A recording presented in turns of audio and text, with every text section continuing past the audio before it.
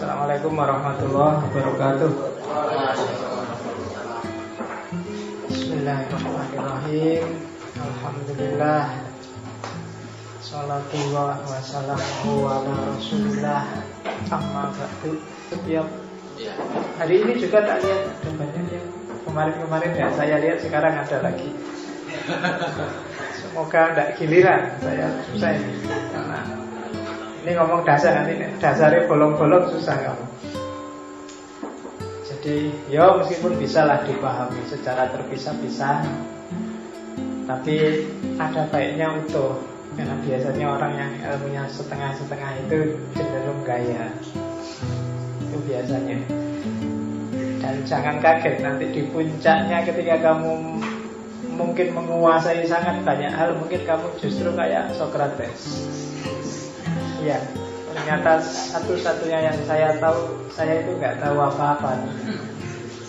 Iya, jadi semakin orang nanti dulu kok gitu. Jadi semakin dia ketemu fakta baru, ketemu wawasan baru, terus aduh, berarti memang selama ini aku itu tidak tahu apa-apa. Itu semacam puncak kalau di Socrates. Sehingga dia masuk ke filsafat itu tidak karena, dan disebut filsuf bukan karena dia ngerti beragam teori filsafat, tapi karena dia punya mental dan punya gaya hidup dan punya gaya berpikir yang filosofis. Zaman Socrates kan belum ada teori-teori filsafat kelas tinggi, tapi memang hidupnya Socrates itu sendiri filosofis. Makanya saya ketika ngaji ini tidak banyak-banyak ngasih buku, tidak banyak ngasih nama tokoh. Pokoknya gimana caranya ini nanti operatif, ada gunanya untuk hidup kita. Oke, kemarin logika edisi pertama kita sudah belajar cara berpikir yang benar. Hari ini kebalikannya, pemikiran yang salah. Bukan ngajari kamu cara berpikir yang salah, cuma hati-hati, banyak yang kamu anggap benar dalam diskusi, dalam berargumen, kadang-kadang seolah-olah itu benar, tapi kalau direnung-renungi kok ya tidak pas. Itu namanya logical fallacy, kesalahan logik. Kita lihat satu-satu. Yang pertama dilihat dari pelakunya.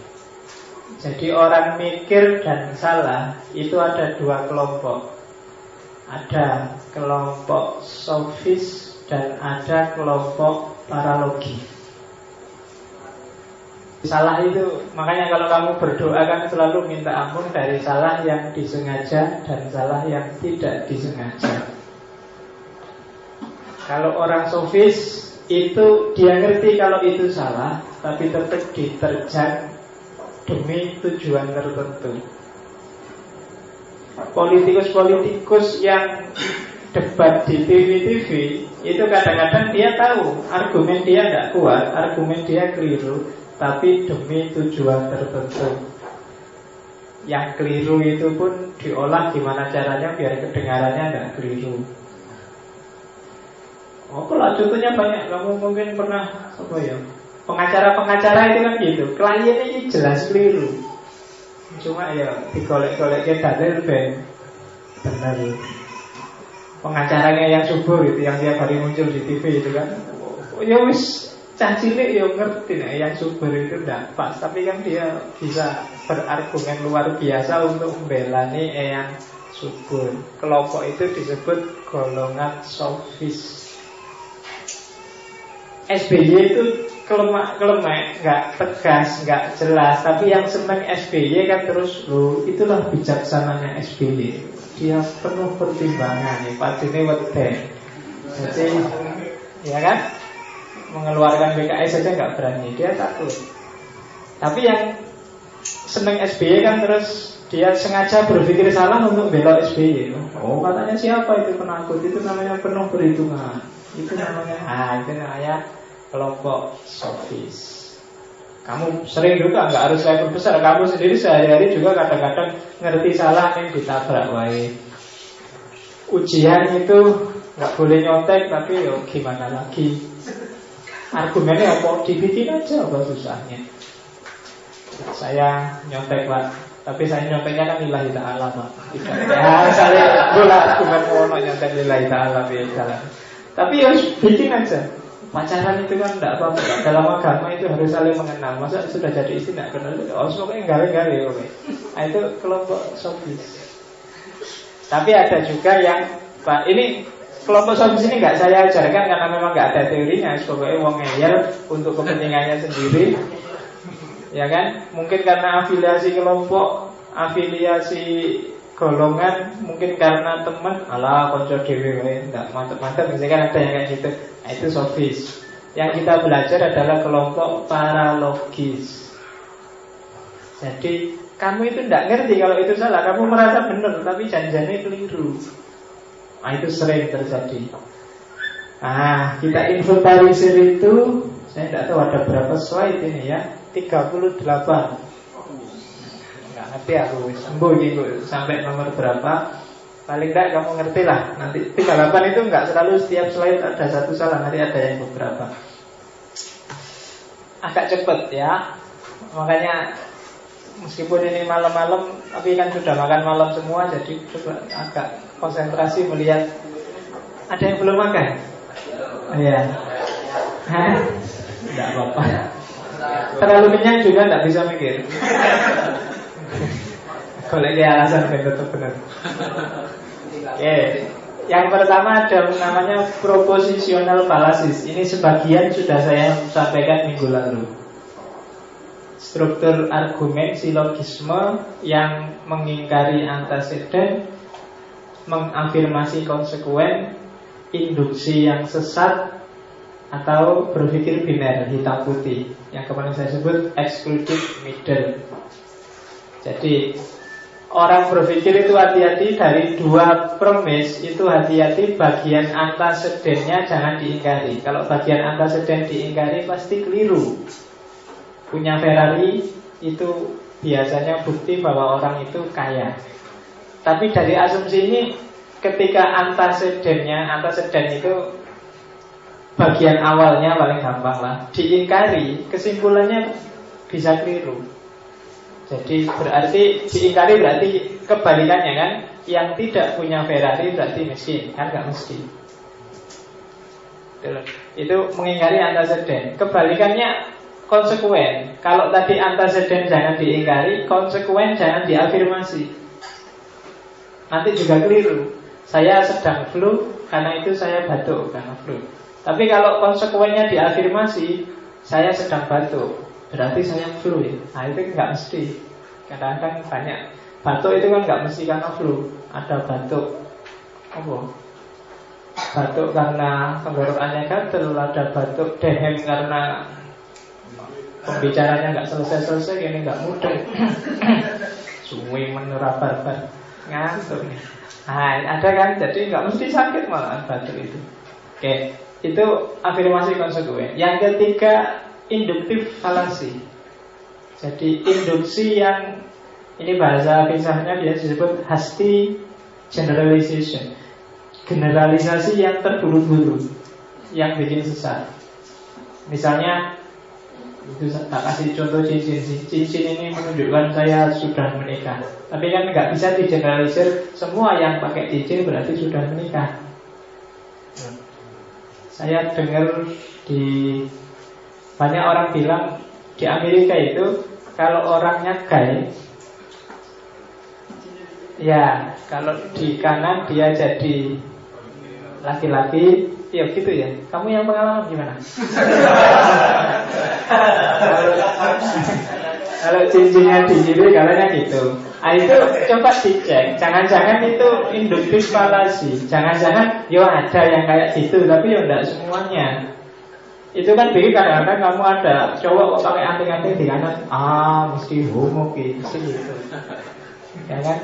Ya, itu bisa induktif falasi. Apa yo gitu? Jangan-jangan enggak. Kamu lihat 1-2 orang pakai jenggot kemudian teriak-teriak nyerbu diskotik, nah terus kamu generalisir semua orang pakai jenggot, pokoknya nanti mesti teriak-teriak nyerbu diskotik, kan enggak. Tidak gitu, kalau udah di masjid hati-hati, sebentar lagi Allah Akbar mesti. Kan nggak gitu. Jangan digeneralisir, gitu loh. Jenggot itu nggak selalu berhubungan dengan sunnah. Ada yang jenggot itu gaya. Ya kan, penyanyi rock barat itu banyak yang punya jenggot loh. Maksudnya kamu sebut, sunnah Nabi, kan enggak, ya kan? KFC. Iya, jadi coba jangan digeneralisir. Karena hasilnya ya tidak mesti salah, tapi hati-hati karena generalisasi generalisasi yang terburu-buru itu sering menjebak orang. Kemudian berpikir biner, excluded middle. Jadi berpikir biner itu kalau tidak A pasti B. Jadi itu tak kasih contoh. Gadis cantik disukai pria-pria. Berarti kebalikannya kalau gitu juga benar. Gadis yang tidak cantik pasti dibenci. Kan nggak mesti. Tidak mesti. Kalau tidak A pasti B. Banyak kok gadis tidak cantik disukai pria-pria, khususnya pria yang tidak cakep juga. karena tahu diri. Ya kan? Iya. Jadi nggak bisa berpikir hitam putih itu menjebak. Nanti kalau ada waktu kita masuk sesi filsafat yang baunya kontemporer, yang paling serius mengkritik binary opposition itu Derrida. Nanti insya Allah lama-lama kita ketemu. Saya nggak tahu ngaji filsafat ini sampai kapan kan. Kalau saya masih sanggup dan bisa ya kita jalan terus sampai kamu lulus pulang kampung, nanti sampai mana saya juga tidak tahu. Tamirnya ganti masih ada apa enggak saya juga tidak tahu. Jadi kita jalan aja. Karena ilmu itu luas. Nanti kalau di sini off selesai terus kamu lanjutkan di kampungmu nyari sendiri bisa juga. Jadi pokoknya kita jalan sampai di mana wallahu a'lam bishawab. Walau alam bisawab itu termasuk nanti jenis falasi. Kita lihat falasi apa. Oke. Itu proporsional. Saya nggak perlu panjang lebar. Kemarin nanti sudah ketemu. Ini yang tadi. Jadi falasi yang overgeneralisasi itu nama lainnya adalah fallacy of dramatical instance. Jadi generalisasi yang dramatis. Hanya lihat satu dua aja terus kamu anggap semuanya kayak gitu. Terus ada namanya fallacy of retrospective determinism. Jadi fallacy of retrospective determinism itu kalau dalam sosiologi orang kenal, atau dalam historiografi orang kenal aliran namanya historisisme. Jadi semua hal yang terjadi itu ya memang sudah sejarahnya begitu. Semuanya ditentukan oleh sejarah, tidak bisa dihindari. Prostitusi itu sepanjang sejarah ada. Jadi jangan bermimpi untuk menghapus prostitusi. Itu fallacy of retrospective determinism. Jadi dianggapnya yang terjadi itu ya sudah takdirnya begitu, tidak bisa dihindari. Kemiskinan, kemiskinan itu ya sejak dulu sampai sekarang ya ada orang miskin. Ya kan? Di Indonesia ini, alhamdulillah di Indonesia sekarang kemiskinan itu menurun. Jadi dari bapaknya menurun ke anaknya,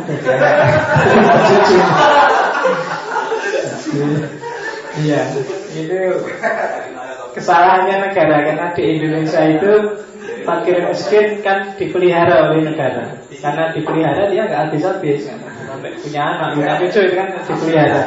Jadi harusnya kalimatnya diganti, fakir miskin tidak dipelihara tapi diberantas atau gimana. Di Indonesia malah dipelihara ya, nggak akan hilang. Dipelihara terus kan, kamu bangga dengan kemiskinanmu.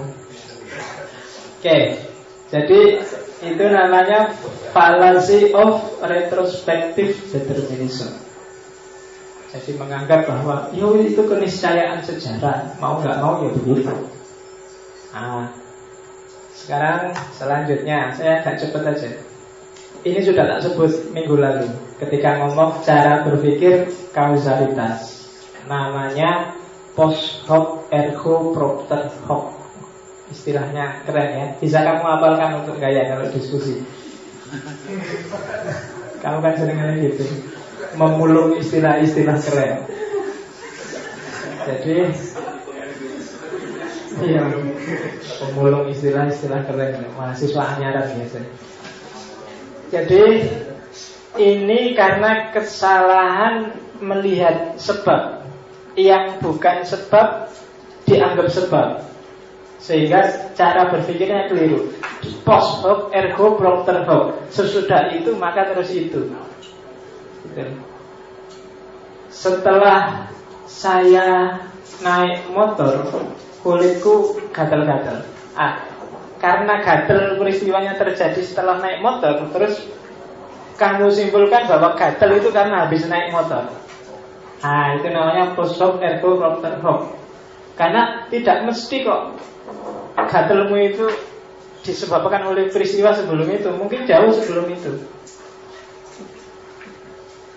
Ayo, tak kasih contoh itu. Tak kasih beberapa contoh. Misalnya ada orang tua, saya tidak tahu zaman sekarang apa ada istilah pilih kasih. Pilih kasih misalnya dia lebih sayang pada anaknya yang kedua, karena dulu zaman punya anak pertama masih miskin. Anak pertama itu begitu lahir anak kedua tiba-tiba kaya. Maka ini anak ini ngerjain ini mesti. Terus lebih sayang sama anaknya yang kedua. Itu logika yang post hoc ergo propter hoc. Tak kasih contoh ponari juga itu. Ada orang sakit, terus sama ponari dikasih. Saya mau tak kasih contoh batu, kok kalimatnya jadi panjang. Tak kasih, pokoknya air diludahi ponari gitu. Jadi intinya, terus kamu nyebut bahwa yang menyembuhkan itu batunya ponari misalnya. Itu post hoc ergo propter hoc. Apa ya batunya beneran atau jangan-jangan bukan batunya, sugestinya atau apanya itu yang tidak tahu. Kamu ke dokter dikasih, kadang-kadang dokter itu ngasih obat juga, kadang dikasih jenis-jenis paracetamol, jenis-jenis yang bikin kamu agak tentram sakit nyerinya, terus penyakit aslinya sembuh dengan sendirinya. Tapi kamu nggak ngerti, dianggapnya paracetamol itu yang menyembuhkan. Di tempat saya aslinya Mojokerto, zaman saya kecil itu orang sakit apapun datangnya ke mantri, dan sama mantrinya harus disuntik. Kalau belum disuntik belum mampu. Jadi nganggapnya sembuh itu gara-gara suntik itu, sakit apapun. Itu namanya post hoc ergo propter hoc. Sebelum disuntik belum. Dianggapnya suntik itulah sebabnya sembuh. Kamu menganggap bahwa gara-gara minyak wangi lah terus cewek-cewek dekat padamu. Kamu menganggap bahwa gara-gara sampomu lah terus itu post hoc ergo propter hoc. Nggak mesti kok gara-gara itu. Jadi peristiwa sebelum tidak selalu jadi akibat bagi peristiwa selanjutnya. Bahkan yang ekstrim kayak David Hume yang anti kausalitas itu kan juga tidak percaya ada kayak gitu. Yang kita sebut kausalitas itu hanya kebetulan saja ada peristiwa yang berurutan. Ghazali lebih ekstrim lagi, cuma beda ekstrimnya sama David Hume. Sama-sama tidak setuju kausalitas, cuma kalau Ghazali vertikal argumennya. Sebab itu ya suka-sukanya Allah. Kalau Allah menghendaki kamu jeleknya kayak gitu bisa dapat artis, bisa saja. Nggak ada, dipikir saya kausalitas nggak mungkin saya jadi presiden. Tapi kalau Allah menghendaki bisa, itu Ghazali. Ya siapa ngerti tiba-tiba orang se-Indonesia edan semua terus milihlah saya, terus dipilih tenanan. Kamu kan Omai Rama tidak mungkin, gak masuk akal Omai Rama bisa jadi presiden. Oh siapa tahu, jangan-jangan nanti banyak orang milih Omai Rama karena kamu yang tidak sering Omai Rama akhirnya golput semua dan penggemarnya Omai Rama nyoblos semua. Ya.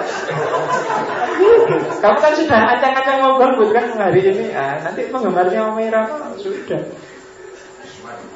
Oke, itu post hoc ergo propter hoc. Kalau ini namanya fallacy of misplaced concreteness. Jadi salah berpikir sesuatu yang abstrak dipandang seperti konkret dan bikin bulat. Jadi kamu nyari berargumen dengan sesuatu yang abstrak, ngukurnya susah. Tapi yang abstrak ini kamu perlakukan seperti barang konkret. Itu yang berat. Biasanya orang pacaran ketika gombal itu biasanya gitu. Itu tak kasih contoh, rinduku sebesar gunung Merapi. Apa kamu bisa ngukur rindu? Rindu ya rindu, ingin ketemu, kangen. Apakah besarnya sebesar gunung atau sebesar apa, nggak tahu kan kamu. Tapi kan dianggap kayak konkret. Itu biasanya menjebak. Jadi menjebak cara berpikir orang. Cintaku seluas samudra. Karena terus bayangannya itu mesti lebih dahsyat daripada yang cintanya cuma seluas sungai misalnya. Kan kalau analisisnya kan gitu terusan.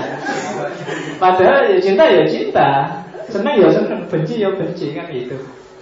Tapi kan karena misplaced concreteness itu tadi, terus kamu bikin perbandingan. Cintamu sudah sungai apa samudra?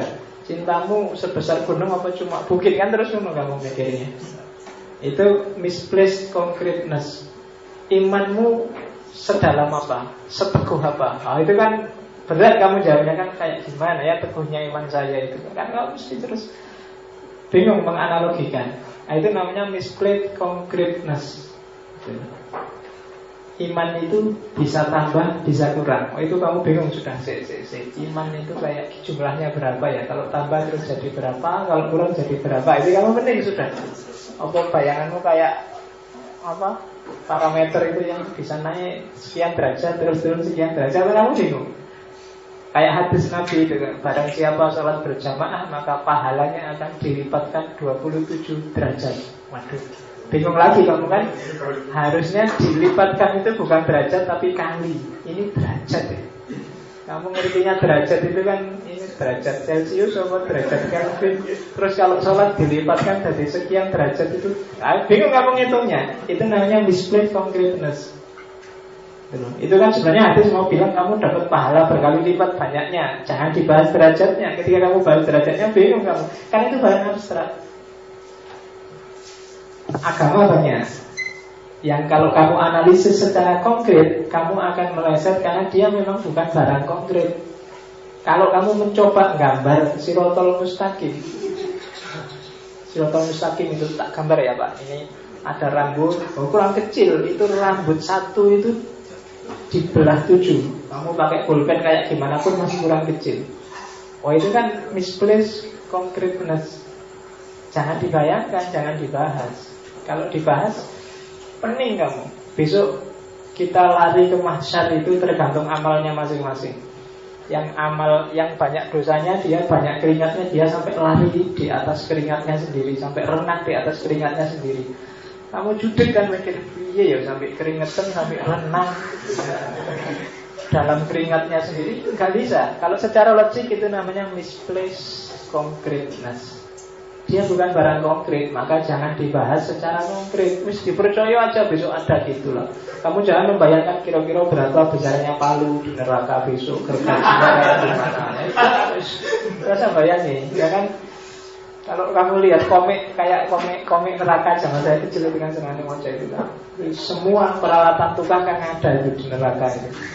Gergaji, palu, apalagi setrika, semua ning kono kabeh. Ya, tidak tahu besok pandai besinya pesan di mana itu. Oke, nah kalau kamu mikir pandai besinya mikir di mana itu berarti fallacy of misplaced concreteness. Jawabnya gitu, jadi jangan salah kalau besok ada orang ngetes kamu dengan yang gitu-gitu, itu kesalahan logik. Oke, yang ini agak mudah, argumentum et verecundiam. Jadi cara berpikir yang pokoknya kamu menurut pada ahli, yang atau yang kamu anggap ahli, relevan atau tidak relevan. Omai Rama itu jelas bidangnya dangdut, tapi begitu nyalon presiden kamu pilih. Kenapa? Karena Omai Rama idolamu. Kamu nggak peduli dia bidangnya apa, nggak urusan, pokoknya Omai Rama kok, kan gitu. Jokowi saking senangnya sama Jokowi, kamu suruh nyanyi, kamu suruh apa aja, kamu nggak ngerti dia bidangnya apa, ahlinya di mana. Itu namanya argumentum et verecundiam. Jadi kesalahan kamu bersandar pada tokoh, pada orang, pada otoritas yang tidak relevan. Maka Kalau besok kamu jadi guru apa jadi dosen, kalau ngecek makalah, ngecek tulisan, perhatikan aspek yang dirujuk. Pas enggak? Jangan sampai kamu bikin makalah yang dirujuk tidak nyambung. Makalah filsafat nanti sumbernya malah buku khotbah Jumat. Nah itu kan tidak nyambung. Itu namanya argumentum ad verecundiam. Otoritasnya nggak pas. Kalau tentang pemerintahan ya SBY, kalau tentang dangdut ya Oma Irama, kalau tentang apa lagi banyak. Itu argumentum ad verecundiam. Kalau dokter ya tentang kesehatan, kalau ulama ya tentang agama. Ya kan? Kalau di kampung kan macam-macam. Yang namanya kiai itu mulai agama sampai simbah saya kalau di rumah itu orang-orang kalau mau kapan harus tandur itu mesti tanya, ini sakit boten nggih Senin Kliwon tandur, panennya kapan, beli tanah di mana, kalau ada yang sakit minta disembuhin. Nah itu secara logik argumentum ad verecundiam. Hati-hati dengan otoritas. Oke, kalau ulama ilmunya agama, maka kalau dia ngomong politik hati-hati, bukan keahliannya. Kalau dia salah mohon dimaklumi. Ya, kamu kan mikirnya mesti jelek, harus dimarah-marahin. Kalau dia salah dimaklumi aja, wong bukan ahlinya. Kalau ini fallacy of composition. Fallacy of composition itu salah menganggap kebenaran yang satu bagian dianggap mewakili kebenaran dari seluruh bagian. Jadi kalau kamu ingin membantah, ini membantah logikanya MLM, ya kan? Kamu dipameri di presentasi MLM itu biasanya kamu dipameri 1-2 orang yang sudah sukses. Ya. Nah, 1-2 orang yang sudah sukses itu dijadikan dulu biar kamu ikutlah MLM ini, kamu akan sukses kayak orang itu. Padahal sukses satu orang, sukses satu bagian bukan jaminan sukses seluruh bagian. Ada sih 1-2 yang sukses, tapi banyak yang tidak sukses. Dan pengalamanku, semua temanku yang ikut MLM itu tidak ada satupun yang kaya gara-gara MLM. Ayo, kamu kalau lihat nggak bisa ngasih contoh, kecuali yang sebelumnya memang sudah kaya. Saya 2-3 kali dimasukkan jadi anggota, ditraktir aja. Jadi dibayari, didaftarkan. Dan saya tidak tahu kelanjutannya sampai hari ini gimana, tapi ya, karena saya pasif berarti kan ya yang atas juga rugi kan. Tapi butuh salahku kok aku didaftarkan secara paksa kok. Jadi fallacy of composition. Hati-hati, promosi apapun itu biasanya ini. Jadi kalau artis pakai pemutih dan kelihatan jadi putih, itu tidak mesti kalau kamu pakai terus kamu juga akan jadi putih. Karena warna dasarmu hitam.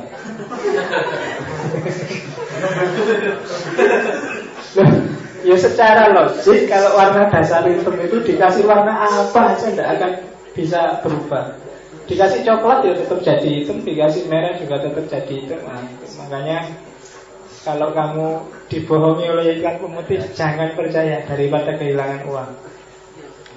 Oke. Circular reasoning. Nah, ini hati-hati terjebak dengan circular reasoning. Jadi cara mikir yang berputar-putar. Premisnya disebut lagi di kesimpulan.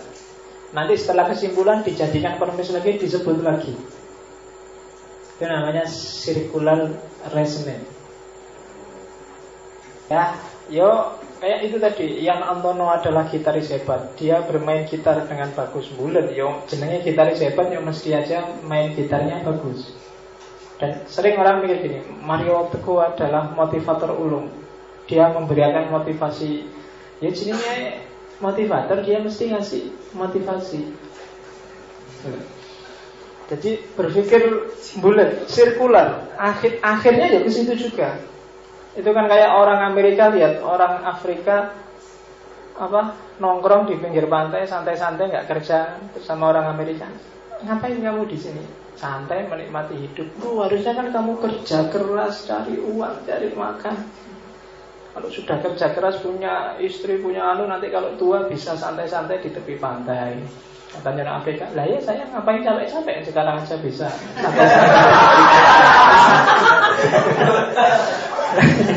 Ngapain tidak capek-capek kerja keras, sekarang sudah bisa santai-santai di tepi pantai, istirahat, liburan. Jadi circular reasoning, kamu mikirnya bulat. Nah, jadi hati-hati. Terus argumentum ad hominem. Argumentum ad hominem itu ketika berargumentasi yang diserang bukan pemikirannya, tapi orangnya. Nah, ini yang sering terjadi itu kan. Alah, kamu mahasiswa ngerti apa sih? Udah manut aja. Nah, itu orangnya. Kamu suka bolos sih, pantes kamu bodoh. Nah itu kan gak nyambung hubungan. Bolos itu kalau jarang belajar bodoh, tapi bolos kan gak mesti terus jadi bodoh. Mungkin kalau kamu rajin malah bodoh, dia mesti dosen itu ya kan? Jadi kalau ada orang diskusi, debat, kok personal attack, hentikan aja diskusinya. Keliru sudah. Oh itu karena dia sih orangnya jelek, orangnya pemarah, cacile. Ya, itu personal attack sudah. Nggak usah diskusi sama yang menyerang person. Ini sering jadi masalah. Jenis ad hominem juga. Jadi namanya tokui. Tokui itu jadi kayak ad hominem tapi balik. Jadi kasih contoh gitu kan. Itu ambil dari internet itu. Ada orang ngeritik Nabi Muhammad. Nabi Muhammad itu melanggar Al-Quran. Di Quran kan maksimal kali 4, kok bisa dia 9. Terus di bawahnya ada komen, Allah Yesus juga sering salah kok. Nah, itu balik. Padahal nggak bahas itu. Jawaban kenapa kok Nabi boleh 9 itu loh. Malah kamu nyerang Yesusnya karena yang ngeritik Kristen.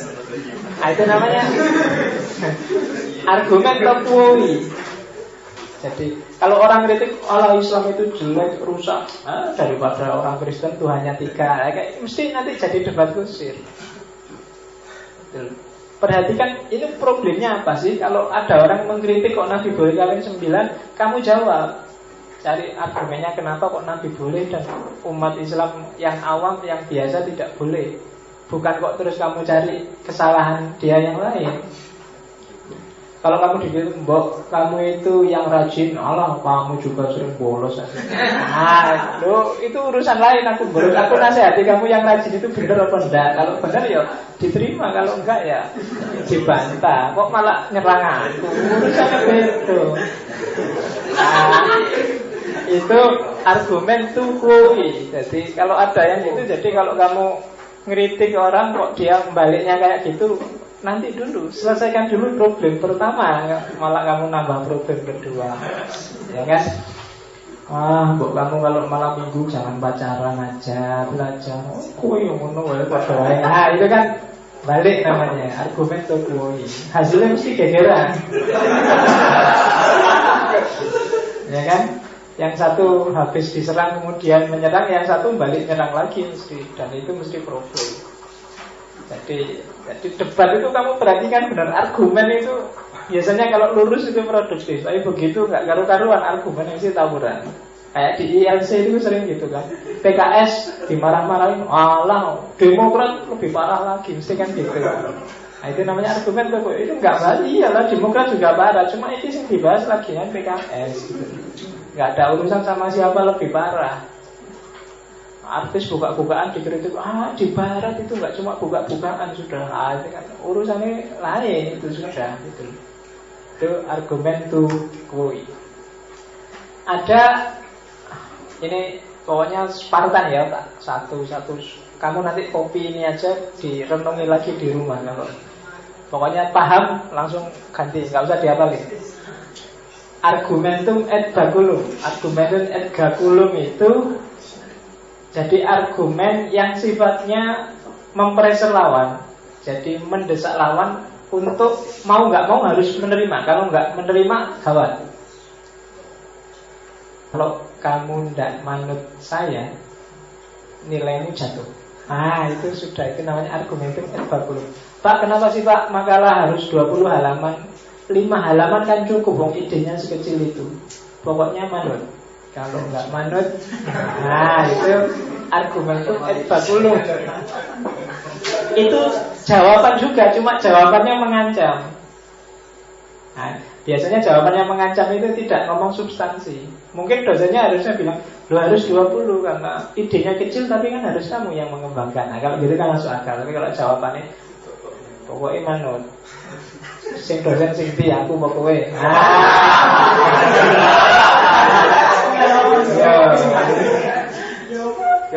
Argumentum et baculum. Ngapain sih Pak harus pakai sepatu? Hubungannya apa sepatu sama jawabannya kan bisa ditebak. Pengen dilayani apa enggak? Kalau enggak mau ya sudah. Jadi argumentum et baculum.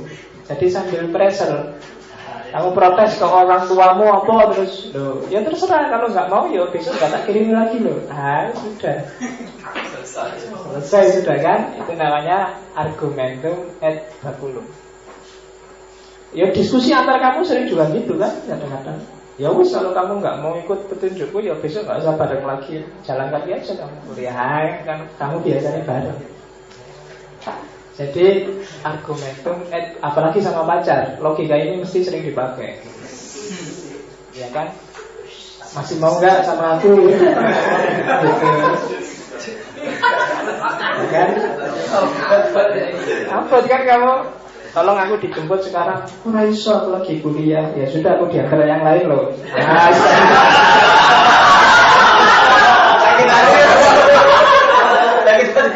Ya kan, terus kamu kan kontak-panting, wah pamitnya dosen Pak, ada urusan Pak mendadak.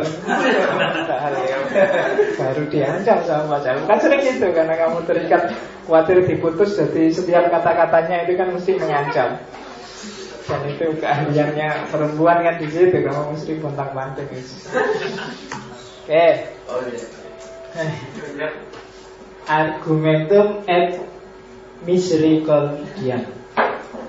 Ini kebalikannya. Kalau tadi sambil ngancam, ini sambil melas. Ya mohon kebijakannya lah Pak. Saya itu kan jauh Pak. Itu namanya argumentum et misericordiam. Saya itu tadi terlambat Pak, karena tadi malam saya kan harus tahajud. Jadi kebijakannya lah Pak. Padahal kamu nonton bal-balan. Tadi saya ketiduran Pak. Tidur itu kan harus dimaafkan Pak, karena rufi al-qawaid. Pokoknya alasannya neko-neko, minta belas kasihan. Jadi kalau tadi orang kepepet terpaksa harus menuruti karena terpaksa, kalau ini dibangkitkan belas kasihannya.